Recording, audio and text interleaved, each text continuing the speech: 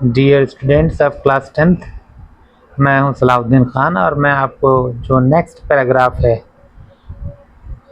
इस चैप्टर का, जिसका नाम है अ लेटर टू गॉड, वो मैं पढ़ूंगा और उसको एक्सप्लेन करूंगा इजी लैंग्वेज में, जिससे कि आपको पढ़ने में आसानी रहे। देखिए, with A satisfied expression he regarded the field of ripe corn with its flowers draped in a curtain of rain. But suddenly a strong wind began to blow, and along with the rain, very large hailstones began to fall. These truly did resemble new silver coins. The boys, exposing themselves to rain, ran out to collect the frozen pearls. देखिए इसका meaning, with a satisfied expression he regarded the field of ripe corn with its flowers draped in a curtain of rain। देखिए, जब पानी बरस रहा था, किसान के लिए इससे ज़्यादा खुशी की बात कोई हो ही नहीं सकती थी कि खेत को पानी की ज़रूरत हो और पानी बरसने लगे। तो विद अ सेटिस्फाइड एक्सप्रेशन, जो लेंचो था वो एज ए फार्मर बहुत ही सेटिस्फाइड था। सेटिस्फाइड मीन्स संतुष्ट, एक्सप्रेशन मीन्स उसके हाव भाव, उसके चेहरे के जो हाव भाव है, रंग है, बहुत ही सेटिस्फाइड है, बहुत ही संतुष्ट है। एक्सप्रेशन के साथ ही रिगार्ड द फील्ड, वो उसने थोड़ा इमेजिन किया, उसने थोड़ा वैसे रिगार्ड माने मानना होता है। The field of ripe corn, जो पकी हुई फसल की जो खेत है, विद इट्स फ्लावर्स, जिसमें बीच बीच में फूल भी हैं, draped in a curtain of rain, उसने ये इमेजिन किया कि वो फील्ड जो है, जैसे उस फील्ड के और उसके घर के बीच में एक पर्दा तन गया हो। ड्रैप पर्दे को कहते हैं, पर्दे को तनने को कहते हैं। तो जो पर्दा तन गया हो इन अ कर्टन ऑफ रेन, अब कैसा, जैसे कि बारिश का एक पर्दा तन गया हो और बीच में जो फसल है वो दिखाई दे रही है, लेकिन बीच में एक हल्का पर्दा भी है, बारिश की बूंदों का जो पर्दा है वो पड़ गया है, ऐसा वो इमेजिन कर रहा है, रिगार्ड कर रहा है। But suddenly a strong wind began to blow, अब इतना खुश था, सब लोग खुश थे, पानी बरस रहा था, लेकिन अचानक क्या हुआ, लेकिन सडनली अचानक अ स्ट्रॉन्ग विंड, बहुत तेज हवा, बिगेन टू ब्लो, बहने लगी, एंड अलॉन्ग विद का मतलब होता है के साथ साथ।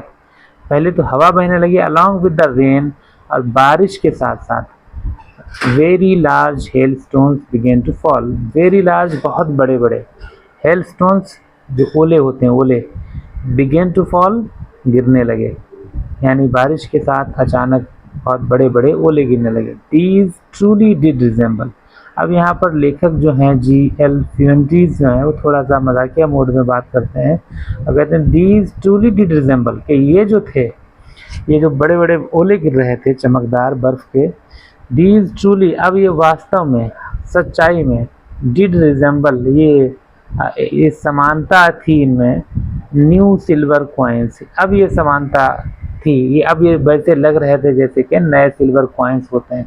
कि थोड़ी देर पहले लेंचो ने कहा था खुश होकर के, ये बूंद बूंद नहीं है, ये सिल्वर कॉइन्स हैं, न्यू सिल्वर कॉइन्स हैं, न्यू कॉइन्स हैं।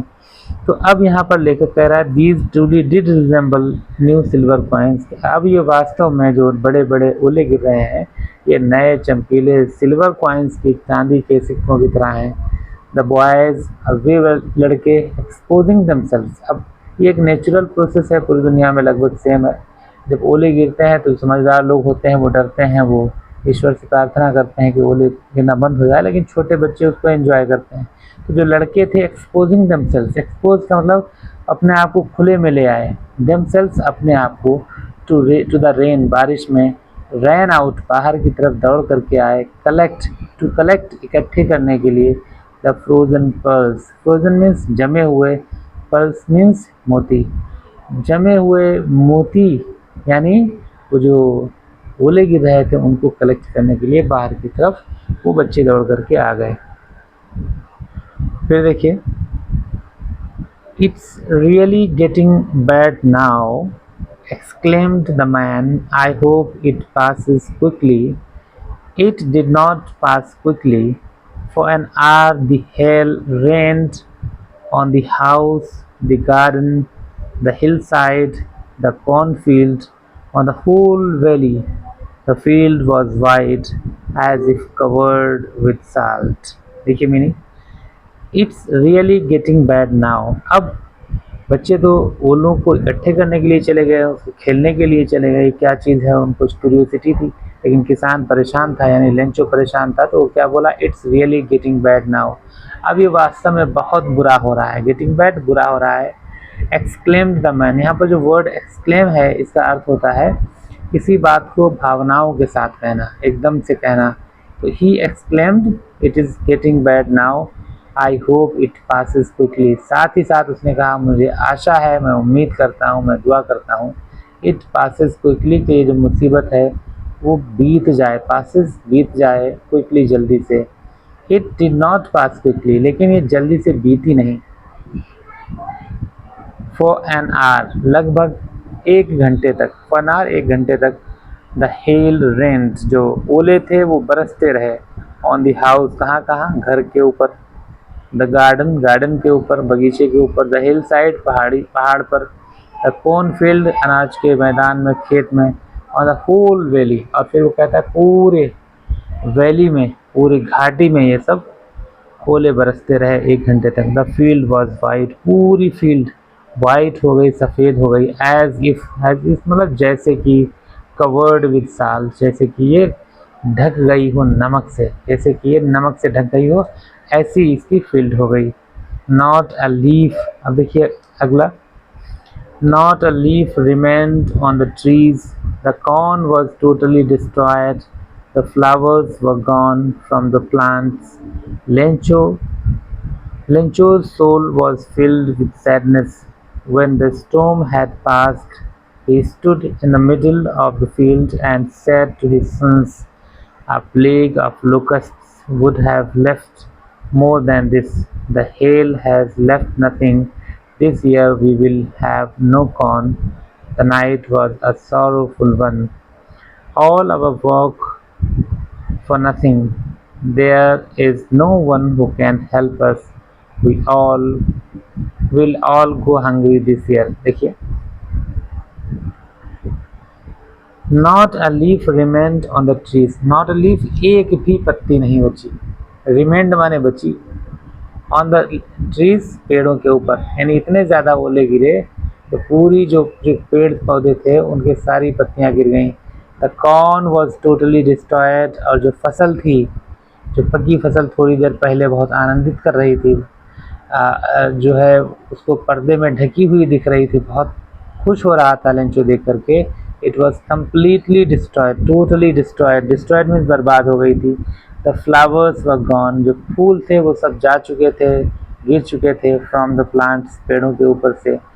अभी जो फूलों की बात हो रही थी कि जो फसल है, जो फील्ड है, दैट वॉज डॉरेंट विथ फ्लावर्स, अब लेकिन वो सब गिर चुके थे। Lencho's soul was filled with sadness, Lencho की आत्मा वॉज फिल्ड, भरी हुई थी, विथ सैडनेस, दुख से, उसकी आत्मा दुख से भर गई, बहुत ही परेशान हो गया।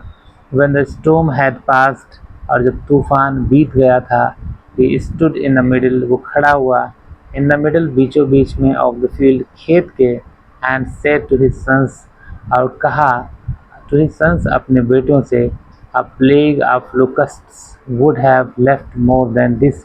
देखिए पहले ज़माने में जो लोकस्ट थी, टिड्डियाँ थी, उनके झुंड आया करते थे और खेतों को, ये जो हरियाली है उसको चट कर जाया करते थे और खेत इस तरह से बर्बाद हो जाते थे। तो लेखक ये कह रहा है, वो जो किसान है लेंचो, वो ये कह रहा है, अ प्लेग ऑफ लोकस्ट, प्लेग वैसे एक बीमारी होती थी, लेकिन यहाँ पर प्लेग का मतलब मुसीबत कह सकते हैं, डिज़ास्टर कह सकते हैं। जो एक डिज़ास्टर होता है लोकस्ट्स का, यानी जो टिड्डियों का झुंड होता है, वुड हैव लेफ्ट, वो छोड़ देता, मोर देन दिस, ज़्यादा, इससे जितना बचा है उससे ज़्यादा, तो टिड्डियों का झुंड भी छोड़ देता है। The hell has left nothing, जो ओले हैं उन्होंने हमारे लिए कुछ भी नहीं छोड़ा है। This year we will have no corn, इस वर्ष हमारे पास बिल्कुल भी अनाज नहीं होगा। That night was a sorrowful one, वो जो रात थी वो बहुत ही दुख भरी रात थी। All our work for nothing, और हमारा जितना भी काम है उसके बदले हमें कुछ नहीं मिला, खाली हाथ रह गए। There is no one who can help us, कोई भी ऐसा नहीं है जो हमारी मदद कर सकता हो। We will all go hungry this year, इस पूरे वर्ष हम भूखे रहेंगे। Hungry, will go hungry means भूखे रहेंगे। दिस ईयर, इस वर्ष हम सब पूरी तरह से भूखे रहेंगे। देखिए जो ओले गिरे, एकदम फसल पूरी तरह से डिस्ट्रॉय हो गई, तो लेंचो एकदम होपलेस हो गया। शुरुआत में जो उसका पहला रिएक्शन था वो एकदम होपलेसनेस की तरफ चला गया, नाउमीदी की तरफ चला गया, और अपने बच्चों से कहता है कि the plague of locust would have left more than this, जो टिड्डियाँ होती थी वो भी इससे ज़्यादा छोड़ देती थी, इसने तो ओले ने दाने एक भी दाना नहीं छोड़ा, सब बर्बाद कर दिया फसल को।